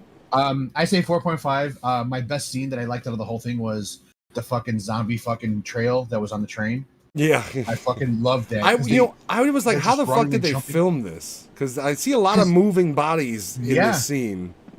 I think a lot of it was it had a tarp maybe, and like it was Velcro tarp along the back, and it was just filmed in slow motion or not slow motion, but they sped it up. Yeah, way slower than what it is. Yeah, similar to what they did with Planet of the Apes when they were doing the running scene for all the people. I don't know if you ever saw that. About the green original screen. The one with Mark Wahlberg when they were doing the running scene. Yeah. Okay. There was like a tarp and everybody was running along it, and it just it made it look faster than what it was. So that's what I was getting out of it, you know. But I love that fucking scene. They do that in Underworld, and it's really awkward. You know, man, I the first Underworld though, for one thing, the first Underworld doesn't have enough action in it.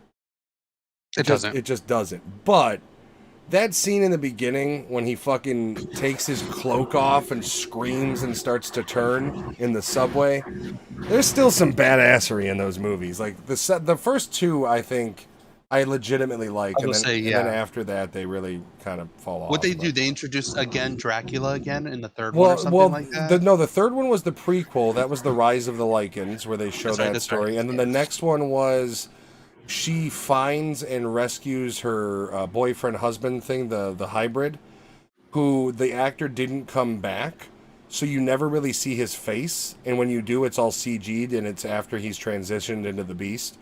And then they had another one where he gets killed, I think, by another vampire, and it's actually that actor, but his actual part in it's so much smaller because the catalyst, I think, is he dies early or something. They got really fucking stupid. All right, everybody's a 4.5 except me. I'm a 4. Yeah, communist. Next movie, American fucking Psycho. I will start. I love this movie. I love this book. I'm not even gonna wait. It is a 5, plain and simple. The way the glory of this movie is 2 things: Bateman or Christian Bale's acting and the glorious writing. There's so many little scenes, and if you don't even want to talk about the socioeconomical shit in the movie, the scene of the business card and how they're almost foaming at the mouth in anger because this guy has a nicer business card. Just the insanity.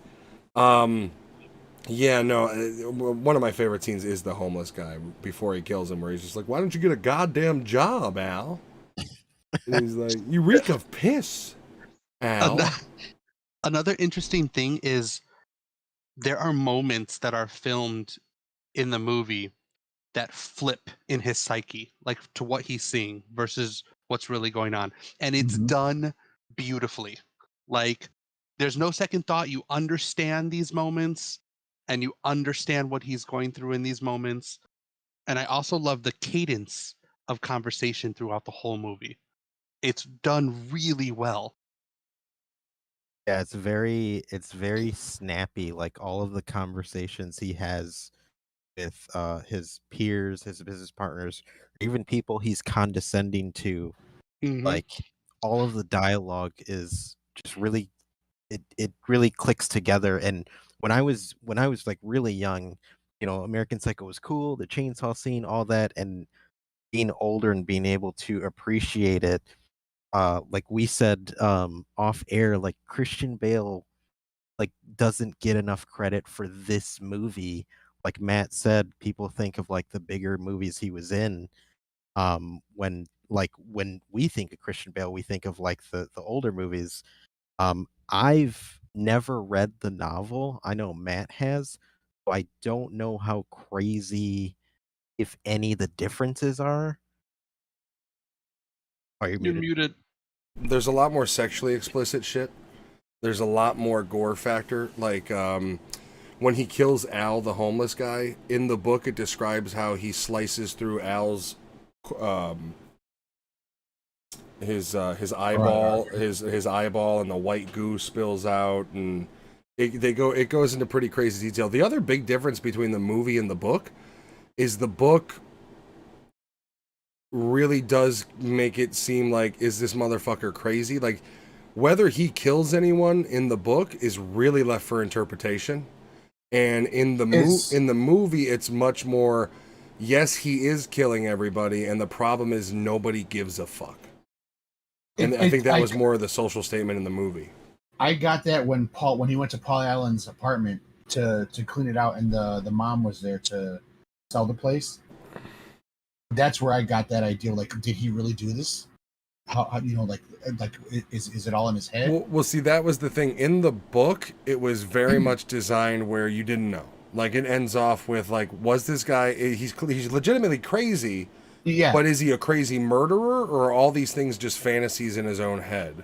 I've also read that there's a theory on Patrick Bateman that his first kill was his father, and that's how he inherited all the money. Okay. Not confirmed. He's supposedly in a couple of the author's other books, isn't he? It's supposed to be Rules of Engagement, I guess. Is Patrick tied Bateman into this. is in Rules of Engagement. Yeah. What's up, Fabian? That's James Vanderbeek's character, I think. But you got to understand, like, the whole thing was, and I think even Bret Easton Ellis drew back and said people in the book did die. But when I read it when I was younger, it was left ambiguous. But you got to remember, the whole concept of the book isn't the fact that, oh my God, he's a crazy murderer. It's the fact that, oh my God, he's a crazy murderer, and because he's wealthy, because he's powerful, because he's white, nobody gives a fuck.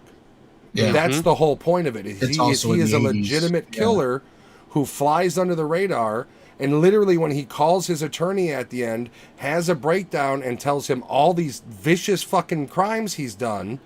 The attorney laughs it off because I was just with Paul Allen 10 days ago. You couldn't have done shit. And that's the whole thing, is that's really the message of the fucking book and movie is you could be a serial killer, and as long as you're rich and powerful enough, nobody's going to give a shit. You're going to be fine. That was the whole idea. In the book and in the movie, did the lawyer actually know him? Like, did they physically know him? Like, see him? You know, all that shit. Because that's the picture I get, is like the lawyer never actually physically saw him. I think in the book it was also a phone call.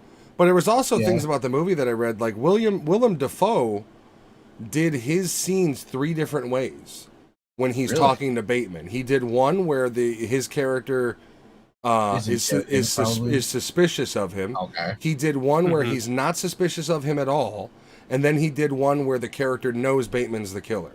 And the director took the different ones and cut them together.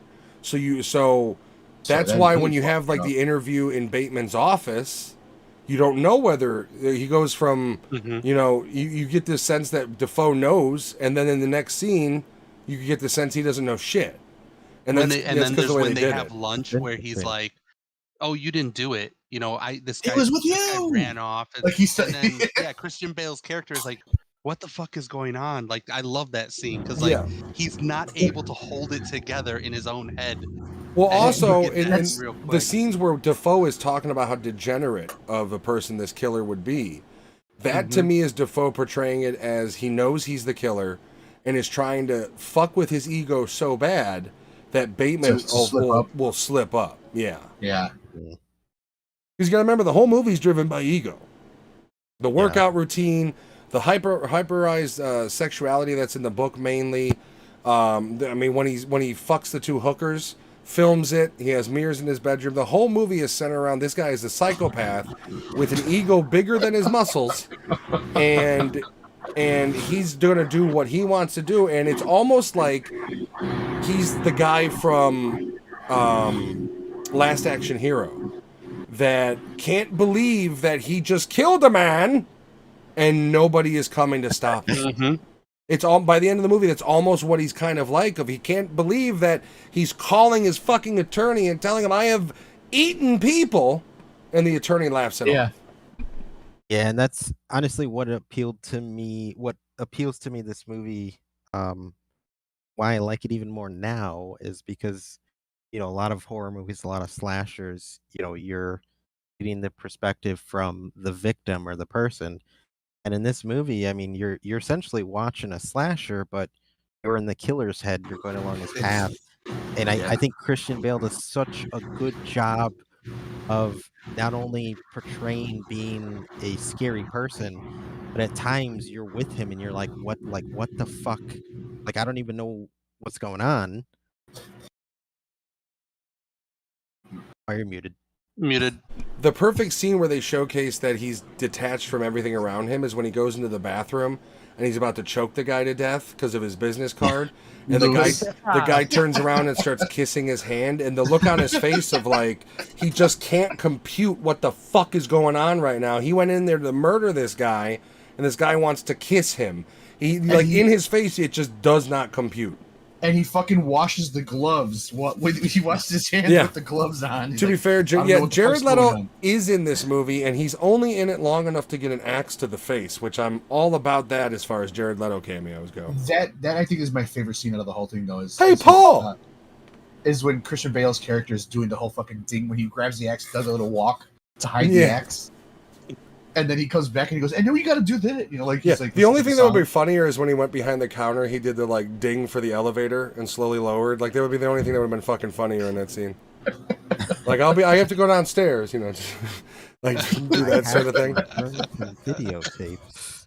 Yeah, I got to return some. It's a watermark. The way he even says it in his American accent, because he's clearly that was early on where he had to really, I think, focus on it. So every time he's just like, "I got to go return some videotapes." Like he almost Oh, is like yeah. clenching his jaw when he says it. In my head, I like to think that because this was early on in his career, the weird way he's talking in this movie was not part of the character.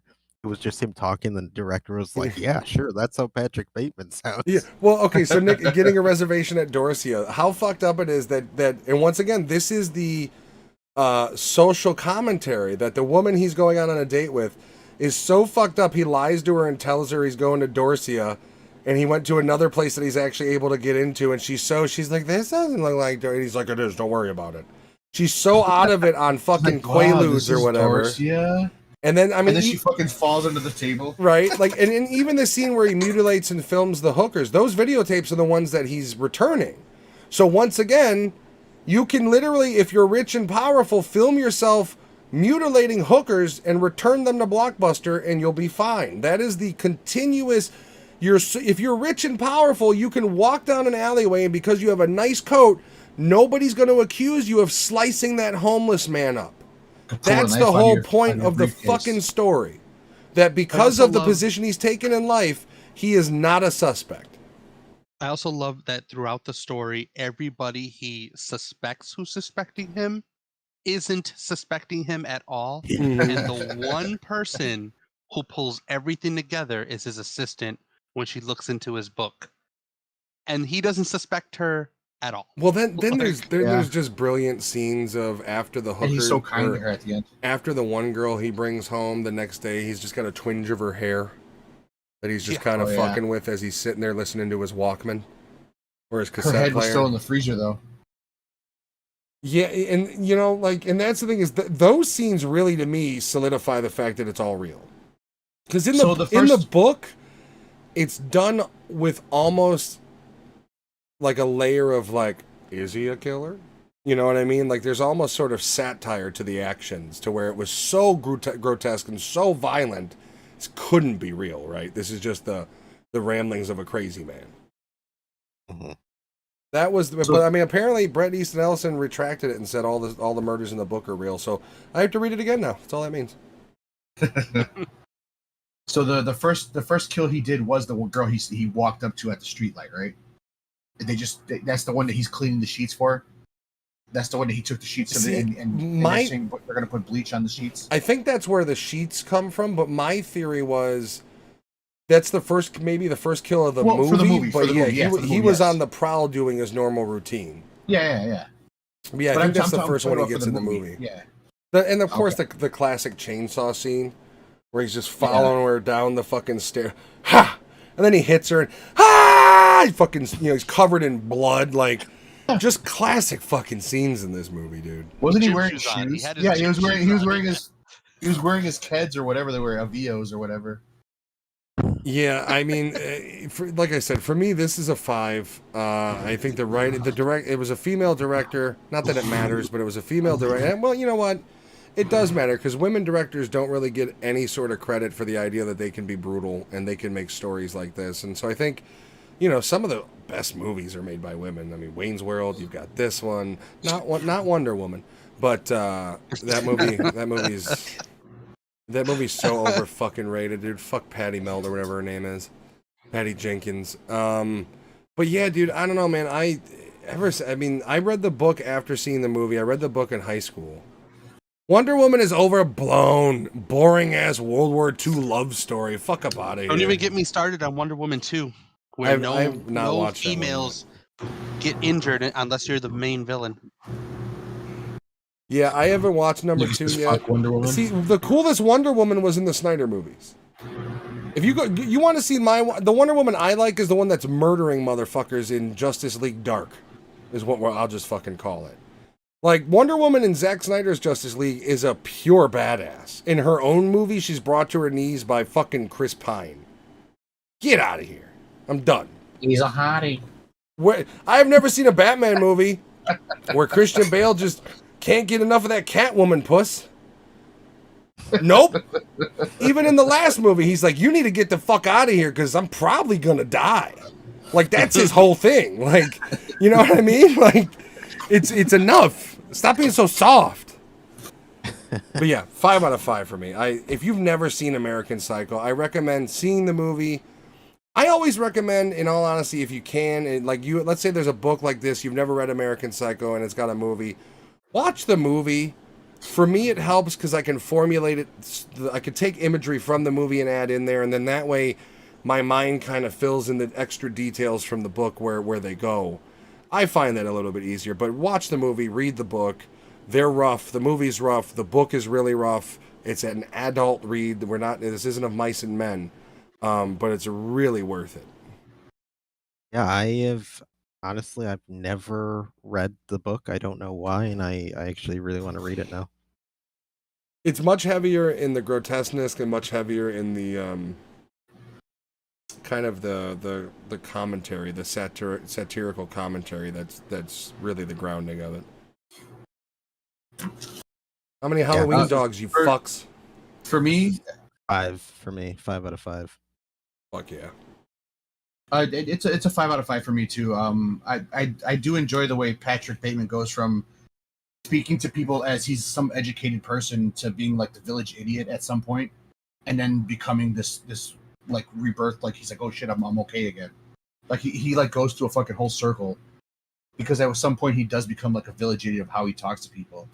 Well, I like that. One of the things I've always wondered, and it's never been explained either in the movie or the book, is this the first time this has happened where he's had the breakdown and confessed everything, or is this a repeating process and that's why his attorney laughs it off? I wondered. How many times has Patrick Bateman killed a bunch of people, lost his shit, confessed it all to his lawyer, and then the next day was fine? That's the thing. That's also why So I always thought of it that way because when you think back to the beginning of the movie and he's talking about putting on a mask, in my head I was like, this guy not only has he done this before, but it's almost like shedding his skin to maybe where he wasn't aware that he had this moment of craziness. And well, like, Nikki brings up his routine in the morning, and you do have to wonder if that routine is all part of remaining a chameleon. Mm-hmm. Like he treats his body routine almost like you hear a magician treat it, like you got to keep the body in shape if you want to do the magic type thing, where to him it's all part of the facade. If you're gonna be a young, rich, powerful man, well, you got to be in good shape, and that skin's got to look good. If you want to be the type of guy that can murder somebody in a bathroom at a fancy restaurant and walk out and not be looked at a second time, you got to moisturize. You got to peel that skin mask off. You got to do 1,000 crunches. I'm up to 1,000. And what's the sound he makes? Well, just the way. Also, his internal monologue is so interesting because at times it's almost like he's a fucking Antique Roadshow guy, where he's just where it's just like he's trying to tell you the history of something. I wake up in the morning and I proceed to do my morning routine, my crunches. I'm up to 1,000. Then I apply a thin layer, and he just goes into it. And it's the same with the business cards. A bone colored with an inlay, and he just the way he in his own internal narration is a monotone psychopath. Yeah, that's the thing. Is like from through and through, this guy's nuts as shit. But even when he talks about himself, he's like, I don't have any emotion. I don't, like he just goes. He just says it. Well, Nikki said like details with him. It's almost like Mark Zuckerberg. Like I got to prove I'm a human. Like I like peanut butter and jellies. Like that sort of. Yeah. Like I can I'm smile. not a part of the reptilians. And I think, and he even we're gonna get kicked for vaccine conspiracies. Oof. But I think he even talks about that when they go to the restaurant, and he's just basically sitting there just shitting on these people in his own mind. Like he doesn't like them. He doesn't care about them. He'd be okay if they all died in a fire right now.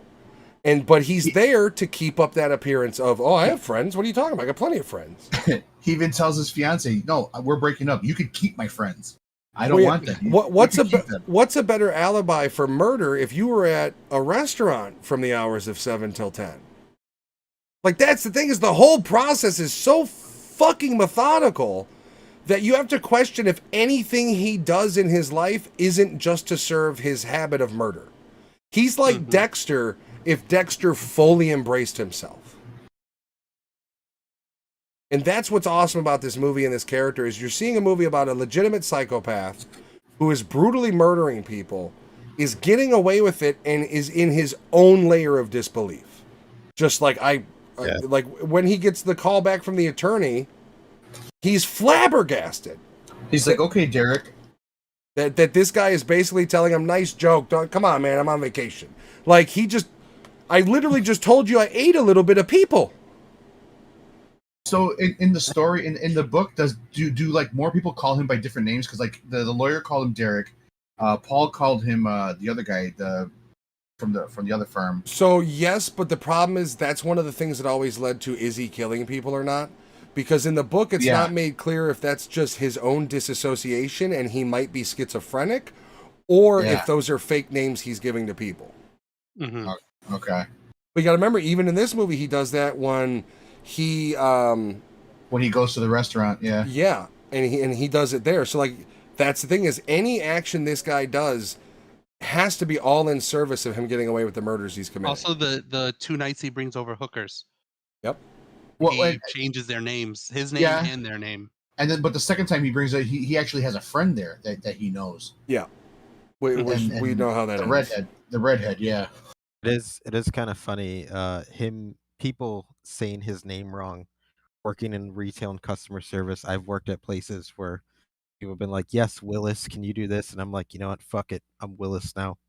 Sure, I'll do it. Like, when I worked at Blockbuster, I would purposely put Willis. on the wrong name. I would take Raymond's name tag. I'd just be fucking sitting there with Raymond on it. That's why I stopped leaving my shirt in the fucking store. Mm-hmm. Yeah. You didn't want to leave if you left your name tag at work that day, somebody was scooping it and wearing it. When you walked in, you'd be greeted by yourself. That's why I stopped leaving my shit in the store. Mm-hmm. Then once we got the label makers where you just rip it off and put it, and they got the new tags where you just put a label on it. Just fucking every day you just Pablo, just random shit. I would put my full name, but I only go by my first, like my semi name Alex. And people would call me by my full name, and I'm like, yeah, so this person doesn't really know me. When like you could tell who really knows you, because they'll call you even though your name says your full name. Yeah, but the problem with retail is even customers that know you don't know you. Like even the people that you see 4 times a week would come in, hey, big man, doesn't know my fucking name. Guarantee you. Nikki, do you have a Kindle or you have the iPad too? I can get you a copy of the book. Griselda, she used to use. Retail is fun because they didn't want us doing that obviously, and the regulars who would come in would kind of like, that's a funny name, but random people would just look at you like, you don't look like an Enrique. Especially when the governor's wife would come in, that fucking bitch. I only met her once, and yeah, she was a flaming turd. I saw her too many times. She was definitely the type of woman that would go, do you know who I am? Like, she's that type of woman. Oh. With the cut. The Karen cut. Yeah, that sort of thing of Wasn't it called the Rachel back? Do you know how much I spend here? Like that sort of woman.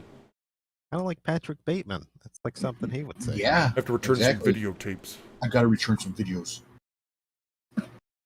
All right, ladies. Did Joanna you gave yours? It's time to give them all. It's a 5 for me. All right. So it's unanimous. You're too brown for this, man. I'll tell this story really quickly because it involves another friend of ours, Crash Test Dummy or Fabian, who's on the in the chat. My family, no secret, is white trash, or my mother's side. And one year, because they watch. If you're watching, die soon. And my one crazy white trash aunt, we were actually hanging out on your guys' porch, and she goes to walk up, and the problem with white trash people is they think that because my mom knew their mom, so by turn she knew their mom, so she was going to walk up and ask BB for a cigarette, and Fabian's sitting there and he goes, you can't come in, and she goes, why not? And he goes, sorry, we've reached our limit of white people. And she, no joke, stormed off the porch, sprint walking down the sidewalk, reach your fucking limit of white people, have you? And just losing her mind. And I don't know why, but I just thought about this memory, and I just... What's up, Banzi? Banzi, if you have white trash in your family, you would know not to question me if I know my family is white trash. It's one of those things where if you gotta ask, you can't afford it, brother. You just know, right? Like if you've got white trash in the blood, I went to a concert a few weeks back, and I'm over here just hating people that I don't know in any way. They just their presence, and you know what? Here's the thing: if you don't want me to judge you, don't be a sloppy piece of shit.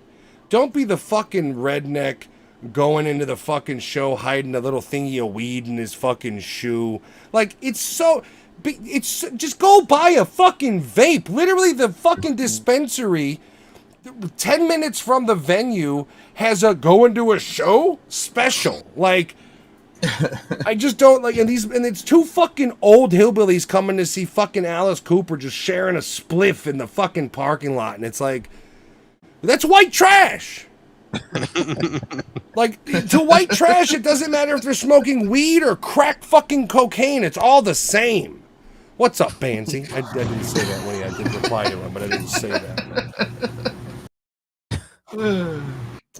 Everybody, yes, even lovely Licky. That's not lovely Nikki. There you go. I was just trying to read the fucking comment. And Lovely shit Licky. I just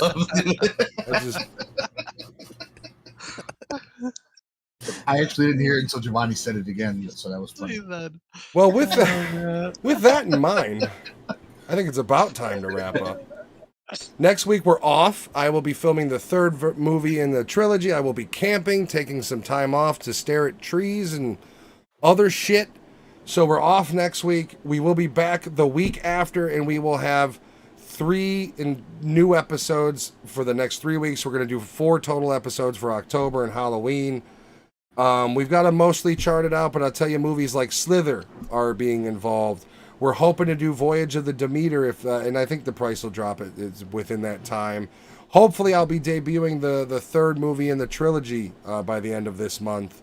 Yeah. So stick with us. This month will be fun. Well, November's going to be kind of we're going to review whatever the fuck we want to review, and then we'll be coming back in December, another probably weekly month full of different Christmas movies, which is going to be another one where it's going to be a different approach. You know, we've approached Christmas with, there's 40 fucking movies. We can only do, 16, 18 of them, whatever. Or, 12. But I do believe Giovanni recommended Hallmark movies. And I told him to go We should download. review Hallmark movies. Dude. All The these shit shows. reviews would be a minute and a half long, and it's like, what a sappy piece of shit. 1 out of 5.